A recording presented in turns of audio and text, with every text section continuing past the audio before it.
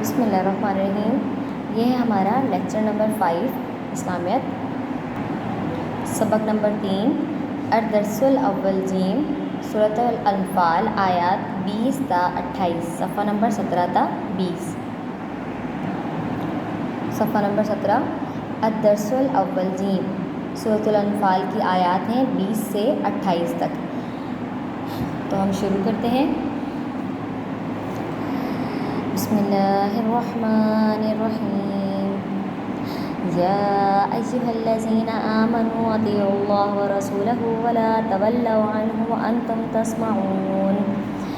اے ایمان والو، خدا اور اس کے رسول کے حکم پر چلو اور اس سے روگردانی نہ کرو اور تم سنتے ہو۔ فرمایا کہ ایمان والو یعنی کہ مومن ہوتے ہیں کامل ترین یعنی مکمل ایمان والے۔ خدا اور اس کے رسول کے حکم پر چلو، اللہ اور اس کے رسول کا حکم مانو، ان کی اطاعت کرو۔ روگردانی مطلب کہ ان لوگوں کی مانند نہ ہو جاؤ جو نافرمان ہوتے ہیں، ٹھیک ہے، اور تم سنتے ہو۔ اب اس سے کیا مراد ہے آگے آپ کو پتہ چلے گا، کیونکہ ہم مسلمانوں کی بات ہو رہی ہے، ایمان والوں کی بات ہو رہی ہے، تو ایمان والے سنتے ہیں۔ کیسے سنتے ہیں آگے میں آپ کو ڈیفائن کرتی ہوں۔ بسم اللہ الرحمن الرحیم۔ وَلَا تَكُونُوا كَالَّذِينَ قَالُوا سَمِعْنَا وَهُمْ لَا يَسْمَعُونَ، اور ان لوگوں جیسے نہ ہونا جو کہتے ہیں کہ ہم نے حکم خدا سن لیا مگر حقیقت میں نہیں سنتے۔ ایسے لوگ جو اللہ کی بات جب ان کو سنائی جائے بتائی جائے تو کیا کہتے ہیں کہ ہم نے حکم خدا سن لیا، یعنی صرف اقرار کرتے ہیں، تصدیق نہیں کرتے، یعنی کہ دل سے اس کو قبول نہیں کرتے اور نہ ہی اس بات پر عمل کرتے ہیں۔ تو ہم وہ لوگ ہیں جو سنتے ہیں، یعنی ایمان والوں کی بات ہو رہی ہے، ایمان والے وہ لوگ ہیں جو سنتے ہیں، اور ان لوگوں کی بات ہو رہی ہے جو خدا کا حکم صرف سنتے ہیں لیکن شو کرتے ہیں کہ ہم نے سن لیا لیکن حقیقت میں نہیں سنتے۔ ان شر الدواب عند اللہ الصم البکم الذین لا یعقلون۔ کچھ شک نہیں کہ خدا کے نزدیک تمام جانداروں سے بدتر بہرے گونگے ہیں جو کچھ نہیں سمجھتے۔ اب بہرے اور گونگے وہ بہرے گونگے نہیں جن اللہ تعالیٰ کی طرف سے جو بہرے اور گونگے پیدا ہوتے ہیں، جس سے محروم ہوتے ہیں سننے کی اور بولنے کی قوت سے، ان کی بات نہیں ہو رہی یہاں پر۔ بدترین لوگ، بدترین جانور کفار کو کہا گیا ہے۔ کیوں کہا گیا ہے؟ اللہ نے فرمایا کہ تم اتنے بدترین جاندار، تم بدترین جانداروں میں سے ہو۔ کیوں؟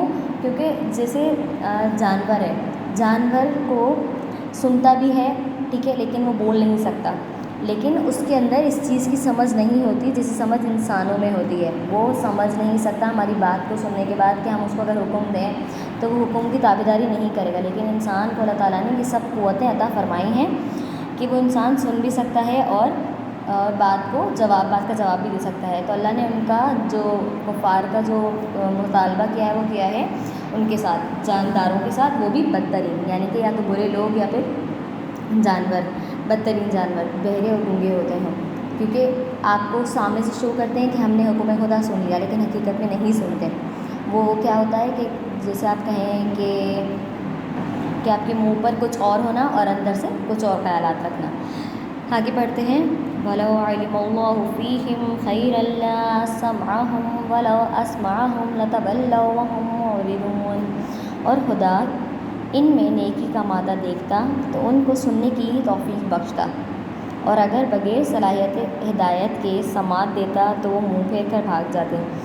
اللہ تعالیٰ ان کو پہلے اللہ تعالیٰ ہر بندے سے واقف ہے، ہر بندے کی ہر ایکٹیویٹی سے اللہ تعالیٰ واقف ہے۔ اللہ تعالیٰ جب تک انسان میں چاہ نہیں دیکھے گا تو کیوں اپنی طرف اس کو متوجہ کرے گا؟ جب اللہ تعالیٰ نے دیکھا کہ میرے حکم کو سنتے ہی نہیں ہیں تو اللہ تعالیٰ نے ان کو اس طرف کی آنے کی توفیق بھی نہیں بخشی۔ اگر ان کے اندر اس چیز کی صلاحیت ہوتی نہیں اور اللہ تعالیٰ ان کو توفیق بخش دیتا تو وہ کیا کرتے کہ وہ بعد میں منہ پھیر کر وہاں سے بھاگ جاتے۔ یا ایھا الذین آمنوا استجیبوا للہ وللرسول اذا دعاکم لما یحییکم واعلموا ان اللہ یحول بین المرء وقلبہ وانہ الیہ تحشرون۔ فرمایا مومنو، خدا اور اس کے رسول صلی اللہ علیہ وسلم کا حکم قبول کرو، جبکہ رسول خدا صلی اللہ علیہ وآلہ وسلم تمہیں ایسے کام کے لیے بلاتے ہیں جو تم کو زندگی جاوداں بخشتا ہے، یعنی اللہ تعالیٰ اور اس کے رسول تمہیں انہی کام کے لیے اپنی طرف متوجہ کرتے ہیں جو تمہاری زندگی کا کوئی مطلب بناتا ہے۔ اب مومن جو جنگ میں شہید ہو جاتے ہیں شرکت کر کے، تو اللہ تعالیٰ نے ان کو بلایا، اور جب وہ جنگ میں شہید ہو گئے تو ان کو شہید کا رتبہ ملتا ہے، جو جنگ جیت جاتا ہے اس کو غازی کا رتبہ ملتا ہے۔ یعنی ان کو ایسے لوگ جن میں کچھ صلاحیت موجود ہو اور پھر وہ اللہ کی راہ میں آتے ہیں، اور آنے کے بعد اللہ تعالیٰ انہی کو بلاتا ہے جن کے اللہ تعالیٰ سمجھتا ہے۔ آگے بڑھتے ہیں، اور کیا ہے، اور جان رکھو کہ خدا آدمی اور اس کے دل کے درمیان حائل ہو جاتا ہے، اور یہ بھی کہ تم اس سب سے روبرو جمع کیے جاؤ گے اور اس فتنے سے ڈرو۔ آگے پڑھیں گے بعد میں، پہلے ہی بتاتی ہوں کہ اللہ اور اس کے دل کے، اللہ کیا فرما رہا ہے کہ جان رکھو کہ خدا آدمی اور اس کے دل کے درمیان۔ دیکھو ہماری جب کوئی بھی ہم اپنے پاس بات سوچتے ہیں تو دل اور دماغ سے سوچتے ہیں، تو دل جب تک وہ بات دل میں جائے گی اس سے پہلے اللہ کو وہ بات معلوم ہوتی ہے۔ یعنی ہمارا ہر عمل پہلے اللہ تعالیٰ کو معلوم ہوتا ہے، اللہ تعالیٰ کو ہماری ہر ایکٹیویٹی کا آنے والی گزری ہوئی اور جو چل رہی ہے ہر ایکٹیویٹی کا اللہ تعالیٰ کو معلوم ہوتا ہے۔ تو اللہ تعالیٰ کا کیا فرمان ہے کہ اللہ تعالیٰ آدمی اور اس کے دل کے درمیان حائل ہے، وہ دل کے سارے حال اللہ تعالیٰ جو ہے جانتا ہے۔ اور یہ بھی اور آپ کو یہ بھی یاد رکھنا چاہیے کہ ہمیں اللہ تعالیٰ کے روبرو ہونا ہے، آخرت کے دن ہم اللہ تعالیٰ کے سامنے پیش کیے جائیں گے۔ واتقوا الله واتقوا فتنة لا تصيبن الذين ظلموا منكم خاصة واعلموا أن الله شديد العقاب۔ اور اس فتنے سے ڈرو جو خصوصیت کے ساتھ انہی لوگوں پر واقع ہوگا جو تم میں گناہ گار ہیں۔ اب ایسے لوگ جو کہتے ہیں کہ ہم نے حکم خدا سن لیا جبکہ حقیقت میں نہیں سنتے، تو اللہ نے فرمایا کہ ایسے لوگوں سے دور رہو کیونکہ وہ فتنہ ہیں، فساد پھیلانے والے ہیں، اور ان کے ساتھ کیا ہوگا، کیونکہ وہ گناہ گار ہیں تو ان کے ساتھ اللہ تعالیٰ سختی سے پیش آئے گا اور ان کو عذاب میں عذاب دے گا۔ اور جان رکھو کہ خدا سخت عذاب دینے والا ہے بے شک۔ واذکروا اذ انتم قلیل مستضعفون فی الارض تخافون ان یتخطفکم الناس فآواکم وأیدکم بنصرہ ورزقکم من الطیبات لعلکم تشکرون۔ اور اس وقت کو یاد کرو جب تم زمین مکہ میں قلیل و ضعیف سمجھے جاتے تھے۔ اللہ تعالیٰ اپنی آپ کو وہ باتیں ریمائنڈ کروا رہے ہیں جو آپ کے پاس، جو ایسے لوگ تھے کہ ان کے پاس زمین نہیں تھی لیکن اللہ تعالیٰ نے ان کو زمینیں عطا کی تاکہ وہ رہ سکیں، اور ڈرتے رہتے تھے کہ لوگ کہیں انہیں اڑا نہ دیں۔ یعنی ان کے مسلمان ایسے تھے جب انہوں نے ہجرت کی تو وہ ڈرتے تھے کہ اگر ہمیں یہاں پر کوئی نقصان پہنچا دیا یا کافروں نے ہمارا گھر لوٹ لیا، ہمارے مال وغیرہ، ہماری جان، تو وہ ڈرتے تھے۔ لیکن اللہ نے کیا کیا، تو اس نے تم کو جگہ دی، اللہ نے ان کو جگہ دی رہنے کے لیے، اور اپنی مدد سے تم کو تقویت بخشی اور پاکیزہ چیزیں کھانے کو، یعنی قوت بخشی اور پاکیزہ چیزیں کھانے کو دی تاکہ اس کا شکر ادا کرو، تاکہ تم ہر حال میں اللہ تعالیٰ کا شکر ادا کرو۔ یا ایھا الذین آمنوا لا تخونوا اللہ والرسول وتخونوا اماناتکم وانتم تعلمون۔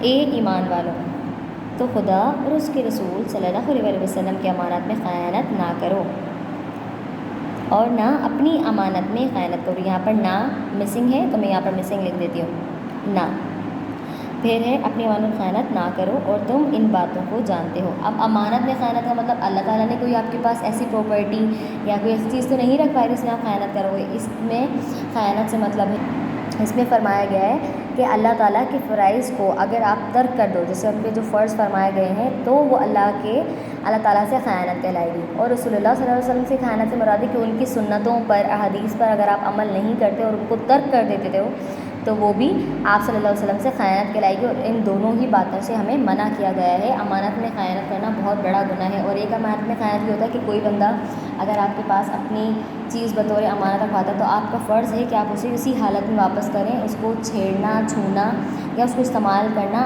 آپ کے اوپر، آپ اس کو نہیں کر سکتے، آپ کو الاؤ ہی نہیں ہے۔ وَاعْلَمُوا أَنَّمَا أَمْوَالُكُمْ وَأَوْلَادُكُمْ فِتْنَةٌ وَأَنَّ اللَّهَ عِندَهُ أَجْرٌ عَظِيمٌ۔ اور جان رکھو کہ تمہارا مال اور اولاد بڑی آزمائش ہے، اور یہ کہ خدا کے پاس نیکیوں کا بڑا ثواب ہے۔ اب جان اور مال، اللہ تعالیٰ بندے کو دو طریقوں سے آزماتا ہے، ایک اس کو مال دے کر، دوسرا اولاد دے کر۔